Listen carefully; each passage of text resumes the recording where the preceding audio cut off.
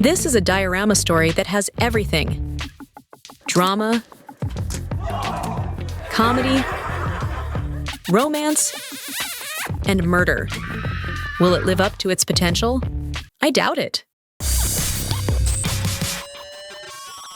When Sculptor started this project, he wondered, how could he make a video which has the potential of being popular and doesn't need too much effort? So he decided to model only one miniature and reuse the good old xenomorphs, those he made for the Aliens diorama episode.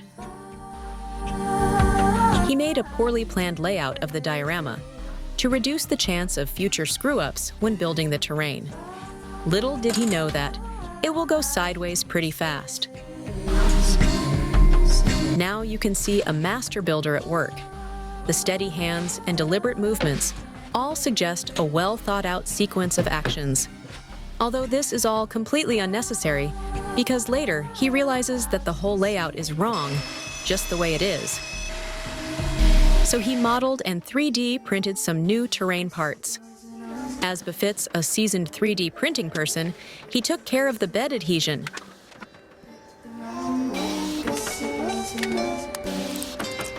We can say that the adhesion was perfect. These parts will shout gothic sci-fi, right? A bit shallow, if you ask me, but everyone cooks with what they have. Anyway, he removed the platform from the terrain and cut new pieces to fit the new concept.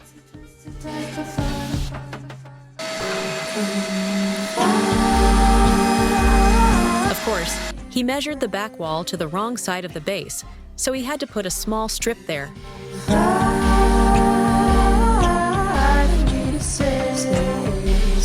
After gluing the background and the side support bricks to the base, he realized that he had also mismeasured them because he had not taken into account the depth of the lower floor grating. Fortunately, as a skilled woodworker, it was no problem to cut 2 small grooves in the parts with a handsaw, only to find out he hadn't factored in the height of the floor either, so the upper floor had to be raised to accommodate the Gothic arches. He used a piece of thick cardboard as a spacer.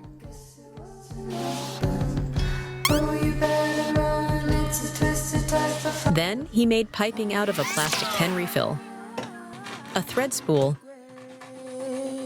and these 2 little tubes that our lady viewers might recognize.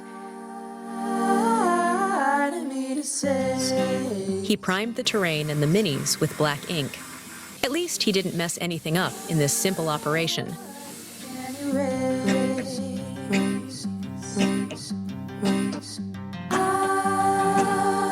After priming, he diluted hobby metal paint to paint the 3D printed terrain parts. Miraculously, the paint did not clog the airbrush.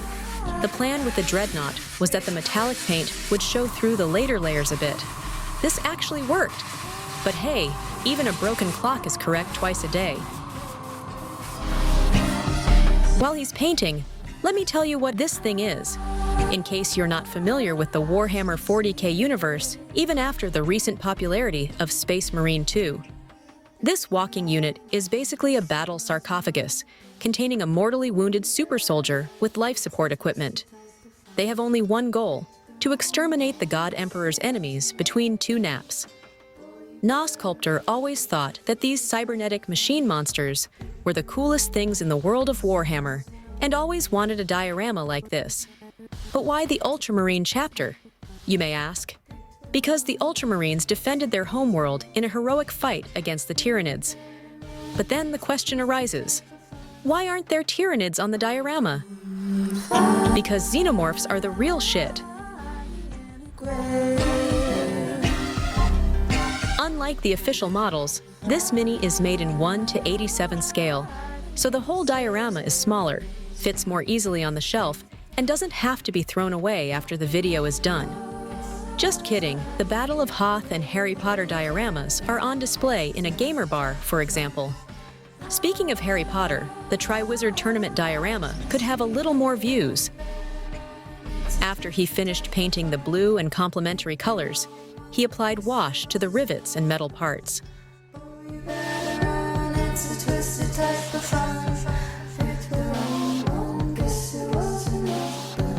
Next came the highlighting of the edges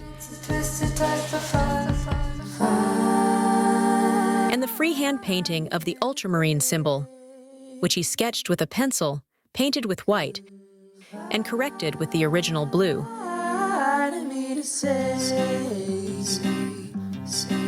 He dry brushed the aliens with silver paint to make the small details more visible. All the while, he managed to break none of them, but his luck ran out at the tube. After gluing the tube back together, he made 2 purity seals from small strips of photocopy paper that he crumpled and inked, then soaked in watered-down PVA glue so they hold their shapes. Fortunately, our man is a hoarder who saves all the small junks, for example, the little green stuff leftovers. He cut small circles from one of these to make sealing wax. They only had to be indented a little in the middle with a Dremel bit. Then he painted them, again with a steady hand. He used red, orange, and white. He wrote the protective words and prayers on them in High Gothic. If you can't read them, that's just because the letters are so small. He also designed and printed a few Ultramarine banners on his computer, which, as seen in a miscast video, he coated with decoupage glue to make them more durable and give them a realistic sheen. After cutting them out, he painted the backs and edges blue too, then splashed some diluted black paint on them and crumpled them up a bit to make them look like they hadn't just come out of a Hive City's laundromat. Finally, he chose the best-looking one to place it on the pole. Assembling the terrain was as easy as it gets, but unfortunately, it didn't go smoothly. Here you can see how he managed to glue one of the pipes in such a way that the grainy effect paint, which he sprayed on the pipes off camera, is dripped on the side that is visible. What is he even paying attention to, if not to these things? Never mind. Somehow, he managed to put the 3D printed parts together. The next unpleasant surprise came when he noticed that the air-drying clay kept in a double bag had dried out and would not really soften even after considerable soaking. Being an impatient person, he decided to make modeling clay at home. He went online and looked up the recipe for plaster lipka, which of course he only roughly followed. Here you can see the result of stupidity. Fortunately, the material could be saved by adding a large amount of flour. Applying more glue, he stuck the clay to the wall and began to form the characteristic ridges of alien hives. In order to be able to shape the clay for a longer time, Sculptor sprinkled it well with water. So well that it soaked it too much, and in certain parts, where the water had gathered, the lipka turned into goo again. Nevertheless, after creating the larger forms, it was possible to add the smaller details as well. This will be fun if you have trypophobia.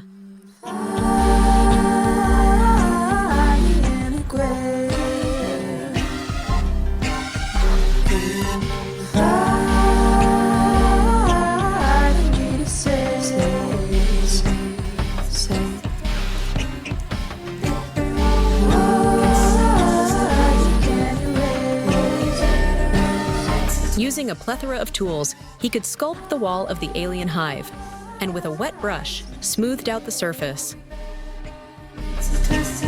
Wow, he can be really proud of this. Not. He covered the sides of the base with acrylic filler to eliminate small gaps. For some reason, he painted the wall dark brown first, and only then did he prepare the place for the Dreadnought's feet and the trampled Xeno's head. So he had to repaint this part. Perhaps it was decisions like these that took him 3 months to complete this diorama. Now you can see that killing xenomorphs is not at all as difficult as the movies want to make us believe. He made alien guts from ink and solvent-based glue, and carefully applied and twisted it to look disgusting enough for the cut in half, but still crawling alien. He then drilled and bent one of the floor panels to paint it yellow to look like it had been eaten away by the corrosive xenoblood.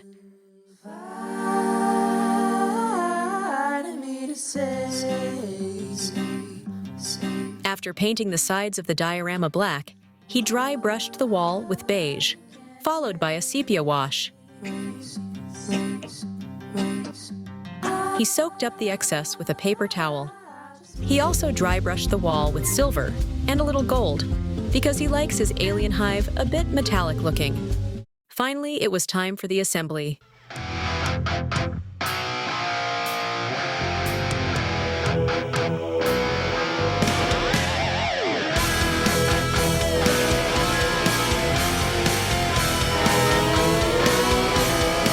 It was quite uneventful until the arches were glued in place.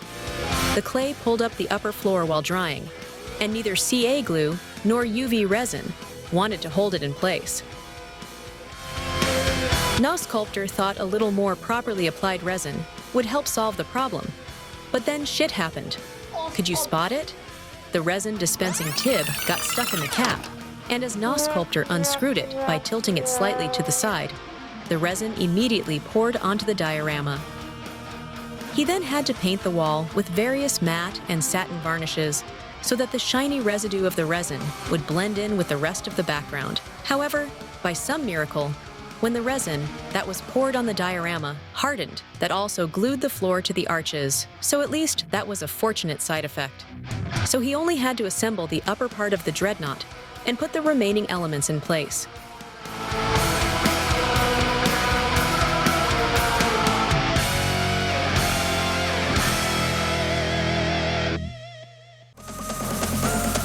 Take me into battle. Die!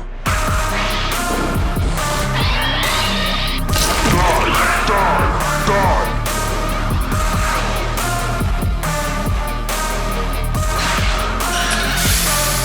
I will crush you.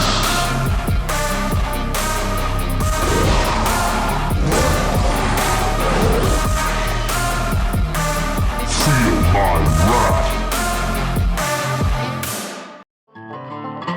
If you want to see more pop cultural and mesh-up dioramas, please subscribe, leave a comment about what would you like to see him building, and drop a like for this poor bastard. Thank you for sticking around until the end, and now you can click one of these videos. Bye-bye.